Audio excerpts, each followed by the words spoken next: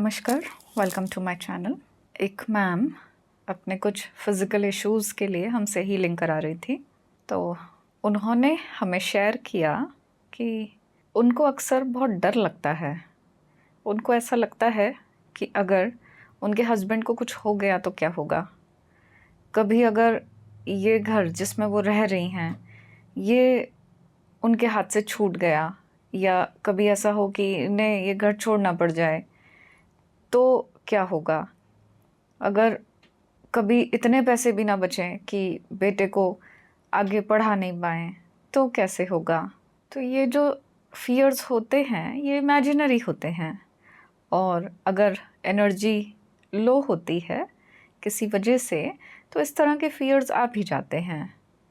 तो हमने उनको, मैम को, ऐसे ही समझाया कि आप और आपके हस्बैंड दोनों ही इतना अच्छा बिज़नेस रन कर रहे हैं, आपका अपना घर है, तो कौन आपको अपने घर से निकाल देगा। आप खुद भी अपने बिज़नेस में इतनी मेहनत कर रहे हैं, तो क्यों ऐसी सिचुएशन आएगी कि आपको ऐसा लगता है कि आप अपने बेटे को नहीं पढ़ा पाए तो क्या होगा, या आपके हस्बैंड को कुछ हो गया तो क्या होगा। ये इमेजिनरी है। और आप देखिए कि आपकी लाइफ में कितना कुछ है। अगर आप कुछ ना भी करें तो भी आप अपने बच्चे को एक सिक्योर्ड लाइफ दे सकते हैं। बहुत सारी पॉजिटिव बातें थीं जो उनको कन्विंस करने के लिए काफ़ी थीं, और उन्होंने अपने हस्बैंड का अपना हॉरोस्कोप भी दिखा रखा था। उन्होंने भी यही बताया कि आपके हस्बैंड की लंबी उम्र है और पैसे की आपको कभी कमी नहीं आएगी। फिर भी उनको पैसे की बड़ी इनसिक्योरिटी सी होती थी। तो जब समझाने से भी उनके माइंड ने ये बात एक्सेप्ट नहीं की और उनका डर बना रहा, तो उनकी चाइल्डहुड लाइफ के बारे में इंफॉर्मेशन ली। उसमें भी किसी तरह का ऐसा कोई इंसिडेंट नहीं था जिसमें कि उनका कोई अपना छोड़ कर गया हो और उसका उन्हें किसी तरह से सदमा लगा हो। तो फिर हमने डिसाइड किया कि उनका पास्ट लाइफ थेरेपी करते हैं। तो जब वो अपने पास्ट में गईं, उन्होंने अपने आप को फीमेल देखा, और 1945-46 के आसपास उन्होंने अपने आप को देखा। उनकी एज उस समय 30+ थी, और वो एक बहुत ही शानदार बंगले के सामने खड़ी थी। उस बंगले के सामने एक बड़ा सा गार्डन था, और ये बंगला उनका अपना ही था, गार्डन भी उनका अपना ही था, और उस बंगले को वो देख रही थी। बढ़िया शानदार बंगला था और उनका अपना ही बंगला था। उस समय उनके अंदर डर के इमोशंस थे, घबराहट हो रही थी। उनकी गोद में एक 4 साल का बच्चा था और 7-8 साल का बच्चा एक उनके पास भी खड़ा था। और ज़्यादा डिटेल जानने पर उन्होंने बताया कि ये उनका अपना ही बंगला है। उनके हस्बैंड ने कुछ कर्ज ले रखा था।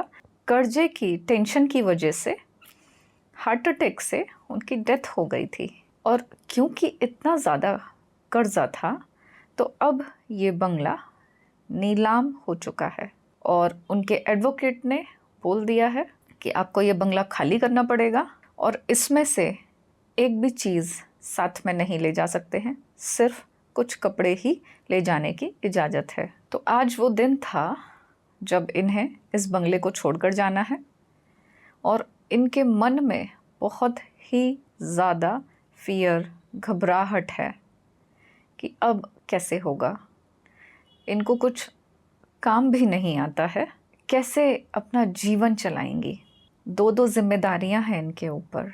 अभी तक कुछ काम करने की ज़रूरत नहीं पड़ी थी, तो इनको कुछ आता भी नहीं था। और आगे देखने पर इन्होंने बताया कि ये वो बंगला छोड़कर अपने पेरेंट्स के घर चली गई हैं। वहाँ पर कोई चाहता नहीं है कि ये अपने 2 बच्चों के साथ वहाँ रहें। ये खुद भी नहीं चाहती हैं कि ये वहाँ रहें, लेकिन इनकी मजबूरी है। और वहाँ पर रहकर ये खाना बनाना सीख रही हैं, जिससे कोई एक ऐसा ज़रिया मिल जाए कि अपनी ज़िंदगी चला पाएँ।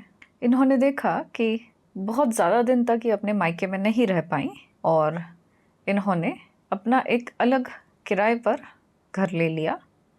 मेहनत कर रही हैं, लेकिन जितनी ज़रूरत पैसे की है उतना पैसा भी नहीं आ पा रहा है। इनका बेटा हमेशा से इन्हें खुश देखना चाहता है, इतने पैसे भी नहीं हो पा रहे हैं कि वो पढ़ाई कर पाए, तो वो भी कुछ कुछ छोटे मोटे काम करता है। और आगे देखने पर इन्होंने बताया कि ये अपने बेटे को पढ़ा नहीं पाई। जब इनकी मृत्यु हुई, इन्होंने शरीर छोड़ा, तो इनके मन में अपने जीवन के लिए बहुत अफसोस था। सारी लाइफ में बहुत ज़्यादा स्ट्रगल रहा, बच्चों के लिए भी उनके मन में अफसोस रहा। ये भी भावना रही कि अगर उनके हस्बैंड ज़िंदा होते तो ये सब नहीं होता। तो क्योंकि मरते समय, शरीर छोड़ते समय उनके मन की भावना ऐसी थी, इसीलिए वो ये दर्द, ये डर प्रेजेंट लाइफ में भी कैरी कर लाई। अगर ये उस जन्म में ही इस बात को एक्सेप्ट कर लेती कि सभी के साथ परिस्थितियाँ आती हैं, अगर मेरे साथ भी आई हैं तो मुझे इनसे निकल कर दिखाना है, तो शायद ये उस डर को, उस घबराहट को आगे कैरी नहीं करती। लेकिन क्योंकि वो ज़िंदगी भर इस दर्द के साथ जीती रहीं, अफसोस सारी ज़िंदगी उन्हें इस बात का रहा, तो इसीलिए इस एनर्जी को वो अपने साथ प्रेजेंट लाइफ में भी ले आई। और ये डर यहाँ पर तब उजागर हुआ, तब निकल कर आया इनके अंदर से, जब ये प्रेजेंट लाइफ में भी 30+ हो गई। वो जैसे ही वो एज आई, जब इनके साथ पास्ट लाइफ में वो घटना हुई थी, जैसे ही प्रेजेंट लाइफ में वो एज आई, इनका डर निकलना शुरू हो गया। और जितना ये उस चीज़ को इग्नोर करती थी, उतना ही ज़्यादा ये डर और ज़्यादा परेशान करता था। तो यहाँ पर एज के साथ उनकी पास्ट लाइफ की एनर्जी जो वो कैरी तो करके ला रही थी, कनेक्ट हो गई। जिस तरह से प्रोसीजर होता है, उनकी इस एनर्जी को सेटल कराया और उसके बाद से बहुत ही जल्दी उनको फ़र्क पड़ा। और कई बार मेरी बात उनसे हो चुकी है, अब किसी तरह का डर उनको नहीं लगता है। इस स्टोरी से, इस सेशन से हम ये सीख भी ले सकते हैं कि जो सर्कमस्टेंसेस हमारे साथ होते हैं या जो लोग हमारे साथ कनेक्ट होते हैं, अगर हम उनको एक्सेप्ट ना करके उनको सारी ज़िंदगी एक दुख की तरह से ढोते रहते हैं, तो हम उन सारी चीज़ों को, उन सारे इमोशंस को, एनर्जी को इसी जीवन में छोड़ नहीं पाएंगे। जब ये शरीर छोड़ेंगे तो वो सारे इमोशंस अपने साथ कैरी करके ले जाएंगे, जो कि हमारी ज़िंदगी का और ज़्यादा गले का फंदा बनता जाएगा।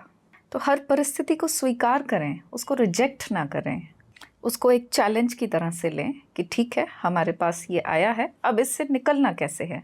ऐसा करने से आपकी एनर्जी और परिस्थिति की एनर्जी वो साथ साथ फ्लो करने लगेगी। जब किसी भी परिस्थिति को एक्सेप्ट ना करके रिजेक्ट करते हैं, तो परिस्थिति और आप आमने सामने खड़े हो जाते हैं। तो आज के वीडियो में इतना ही। मेरे चैनल को सब्सक्राइब कीजिए, वीडियो को लाइक, शेयर और कमेंट कीजिए। इस चैनल पर और भी बहुत अच्छे इन्फॉर्मेटिव वीडियोज़ हैं, उनको भी ज़रूर देखिए। Thank you for watching.